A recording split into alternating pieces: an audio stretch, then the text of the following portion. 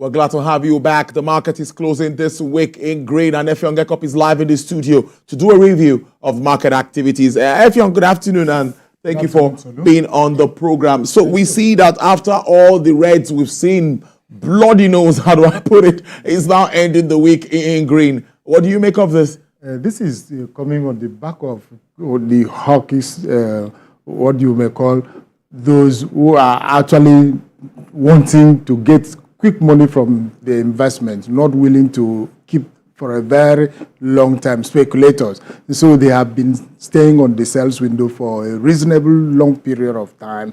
Throughout this week, we've been seeing, indices down, volume down.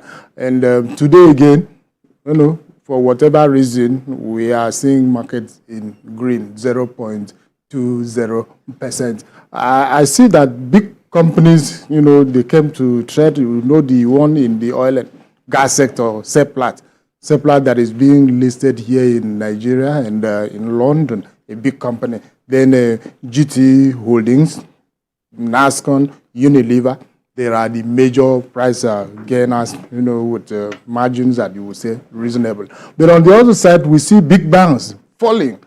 First Bank Holdings, UBA, Zenith, Guinness, WAPCO, all of them down, even with very, large margins. That is to still say investors still want to offload huge holdings, take money out of it. I do not know why they hold this type of view when we are seeing many of the banks, coming to raise funds. Funds, yeah, for recapitalization. But I understand that the money market, the other side, is also lucrative. It is? Yes, they give them higher percentages on, their treasury bills and federal government savings. So I think many of them want to move to that area. Generally looking, investors have seen the first half of trade in the market, and 2 quarters have gone, so they have been able to predict which company should I stay with for now or not. But I think they are taking their monies out to be able to come back towards the end of the year. Any moment from September, October, that's when you see them, they come back again. So I've spoken with some analysts, and they say this particular month of July, we do not expect huge volume very well because of this issue that we are talking. Don't forget that the economy still puts in pressure on our investable funds. Yes. They have not fully recovered. Inflation is still very high.